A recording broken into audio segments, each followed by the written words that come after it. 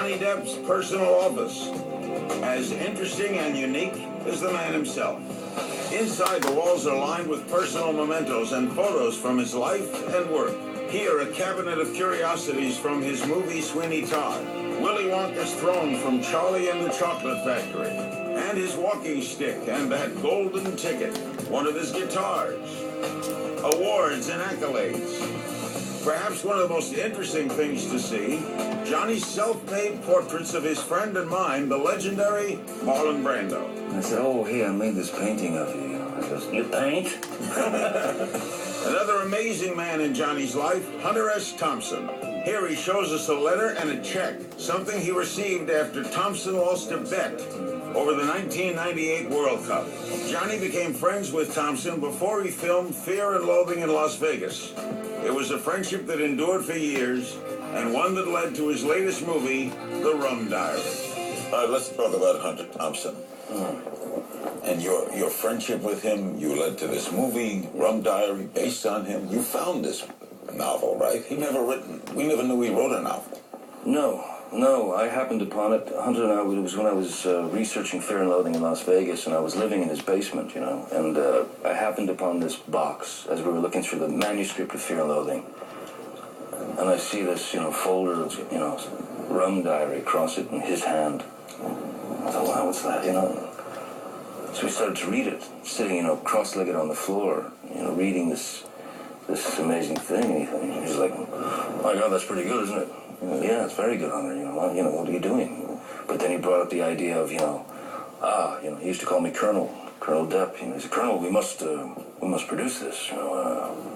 We'll produce this together. It'll be our, And so that was the plan. And did he know you were going to do it? It took a little while, and then, years happened, and then Hunter made his exit. So he never got to. Did you kind of make a promise him you'd make it? Yeah, absolutely. Yeah. So this is a commitment. For sure. No, this was fulfilling a commitment to Hunter. This was absolutely a major promise. We were going to produce this thing together, and I even so far as to have Hunter had his chair on set every day with his name on it. He had his script there with his name on it. There was a bottle of Chivas there every day, a highball glass filled with rocks, and we'd bang in the Chivas. We had his Dunhills, we had his cigarette filters. It's a very unusual film.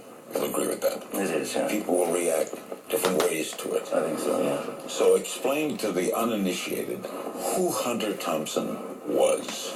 He was, without question, I think the most important non-fiction writer of the 20th century. And when he died, you blew his ashes. Yeah. How did you come to do that? It was a cannon. Yeah, he built a cannon. It was his last request, and it was something that we talked about here and there, but I knew that that's what he wanted, and I knew that had to be done at whatever cost. So I met with some these kind of architectural wizards and stuff, and we devised a cannon of 153 feet in the shape of the Gonzo fist that would shoot Hunter into the stratosphere. Did it make a big sound? Oh boy, it was huge. He came down all over all of us. We were covered in Hunter's ashes.